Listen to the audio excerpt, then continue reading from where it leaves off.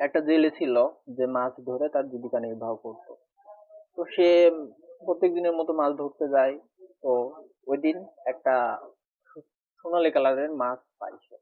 তো মাছ পেয়ে তো সে মহা খুশি, সে ভাবে তার ঘর বানাবে, তার বাচ্চার লেখাপড়া করাবে, তার মেয়ের বিয়ে দিবে। তো সে খুশি মনে বাসার দিকে যেতে থাকে, পথে এক জালিম ব্যক্তির সাথে দেখা হয় যে মানুষের উপর জুলুম করে, অন্যের হক মেরে খায়। তো সে মাছটা নিয়ে নেওয়ার জন্য দৌড়াদৌড়ি করে। সে অনেক আকুতি মিনতি করার পরেও সেই জালিমটা মাছটা জেলে থেকে নিয়ে নেয়, এবং মাছটা নেওয়ার সময় তার হাতে একটা কামড় দিয়ে দেয় মাছ। ও পরে মনের দুঃখে জেলে বাসায় চলে যায়। তো মাছটা বিক্রি করে সেই জালিম ব্যক্তি অনেক রিচ হয়ে যায়, অনেক টাকা পয়সার মালিক হয়ে যায়। কিন্তু যে ঘাটা ছিল ওটা বড় হতে থাকে। তো সে একজন ডাক্তারের কাছে যায়। ডাক্তার বলে এই ঘাট তো খারাপ, ভালো না, আঙ্গুল কাটা লাগতে পারে। পরে সে আঙ্গুলটা কেটে ফেলে, এবং 2 দিন পরে দেখে যে আরো খারাপ অবস্থা। তারপরে রাতে সে হাকিমের কাছে যায়, মানে ওই ডাক্তারের কাছে যায়, এবং বলে যে এটা তো এখান থেকে কিন্তু ওই কবজি থেকে কাটা লাগবে। তো কবজি থেকে কেটে ফেলে।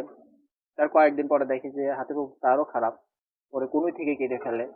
তো অনেক পেরেশানি ছিল, সেই জালিম ব্যক্তিটা বসে আছে পথে। এক বুজুর্গ যাইতেছিল, বলতেছে কি ব্যাপার তুমি এত পেরেশান দেখাইতেছো কেন? ওই জালিম ব্যক্তি বলতেছে যে একটা মাছ আমার হাতে কামড় দিচ্ছে, এরকম ঘা হয়ে আমার হাতটা কাটা পড়ে গেছে। বলছে কারোর সাথে জুলুম করছো কারোর উপরে? বলছে হ্যাঁ, অনেকটা এরকমই। বলতেছে মজলুমের দোয়া, মজলুমের বড় দোয়া থেকে কেউ বাঁচতে পারে না, তুমি ক্ষমা চাও তার কাছে যাও। পরে সে যায়, ওই জেলের কাছে যায়, বলে যে আমি কি এমন ক্ষতি করেছিলাম তোমার, তুমি আমার মানে তুমি আমার কি কি করলে, আমার হাতের এই অবস্থা হলো কেন?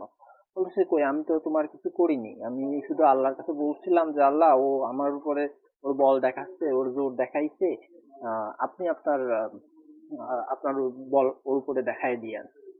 পরে এইটুকু বলছি, ওই কথা জেলে বললো। পরে ওই মজলুম মানে ওই জালিম ব্যক্তিটা পরে ওই জেলের পা ধরে ক্ষমা চাইলো, আর কান্নাকাটি করলো অনেক। তো এইটা গল্পের ইতি।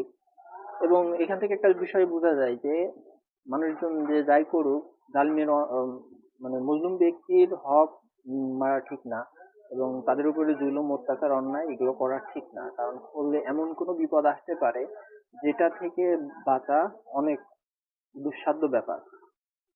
এটাই আর কি।